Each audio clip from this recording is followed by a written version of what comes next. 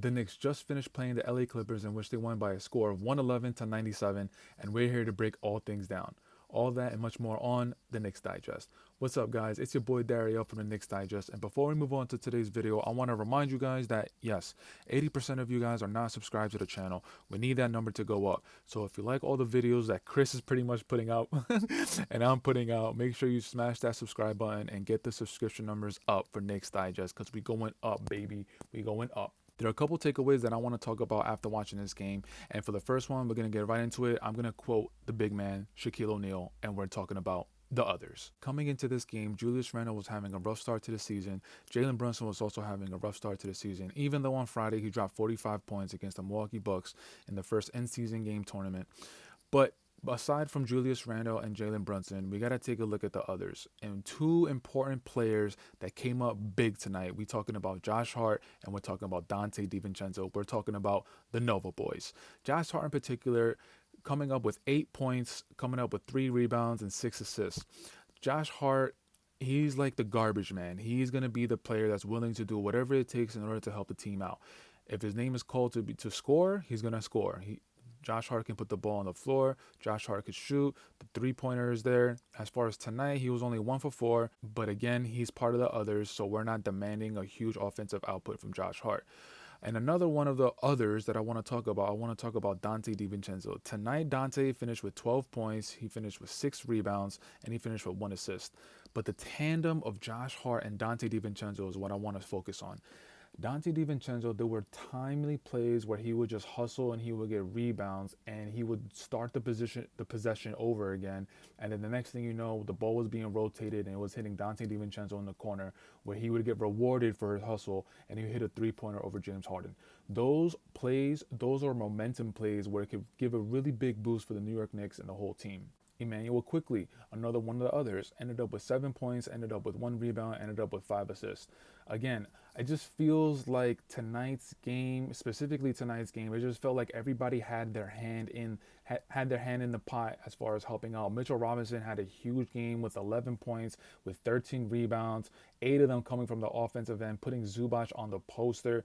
He was just pretty much dominating over Zubac. It felt like everybody had a hand in tonight's game as far as getting the W. And there were points in the game where I heard Coach Tibbs yelling from the sideline, push the ball, push the ball. And that's one of the key reasons why I think the Knicks got the victory tonight. The easiest offense to get into as far as basketball is when you get up and down the floor. When you slow the ball down in a half-court offense, it's hard to get into your plays.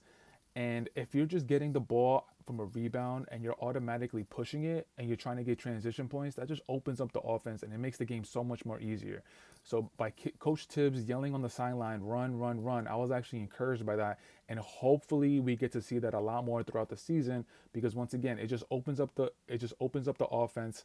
And specifically, I think it helped Julius Randle out a lot tonight, and it was kind of his offensive breakout game.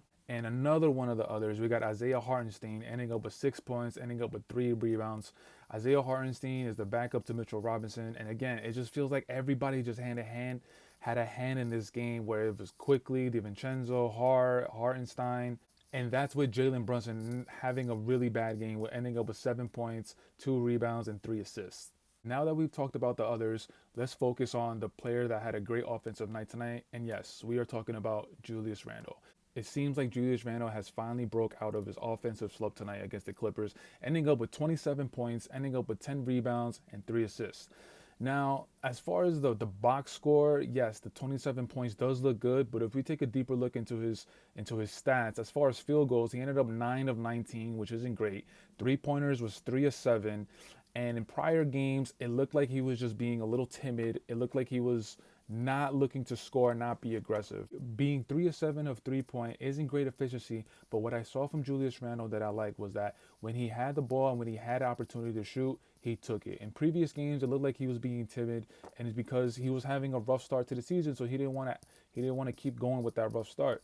But today's game, he just kept taking the shots available to him, and yeah, he made some, but he missed some, but he ended up with 27 points. And another important number to look at is the free throws. Free throws, he was actually 6 of 6, and the free throw stat is what I look at, because the free throws, it tells me how aggressive the player was being. So Randle went to the line 6 times, Great that he hit all 6 free throws, but the free throws, it gives me a good peek into how the player was playing that night. Now, hopefully Julius Randle could keep this run going because they have the San Antonio Spurs on Wednesday. And speaking of the San Antonio Spurs, we got Victor Wembanyama coming to MSG for his first time.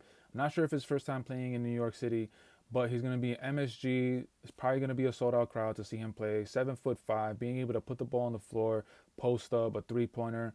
He really is a unicorn, more like an alien. But man, Mitchell Robinson is going to have his hands full. Mitchell Robinson is going to have to follow Victor Wembanyama to the 3-point line. He's going to have to be able to move his feet. Mitchell Robinson is going to have his handful, and Isaiah Hartenstein is definitely going to have to help Mitchell Robinson because Mitch is not going to be able to tame him one-on-one.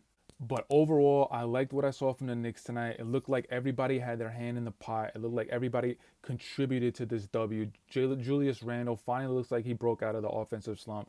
Jalen Brunson, he didn't have a good game, but thankfully we didn't need him to have a good game in order to get this W. Emmanuel quickly had a great game. Isaiah Hartenstein had a good game. RJ Barrett had a good game with 21 points. And to me, the MVP, the co-MVP of the games, we got Josh Hart and Dante DiVincenzo. We need more of that play, the hustle plays, the momentum plays, where Josh Hart or Dante DiVincenzo, they're flying in out of nowhere and they're getting rebounds. They're diving on the floor to getting loose balls. Those 50-50 plays, they could end up being momentum plays, giving huge energy to the New York Knicks. But that's it for today's video, guys. I want to say thank you for checking out this video, and we'll check you on the next one. Peace.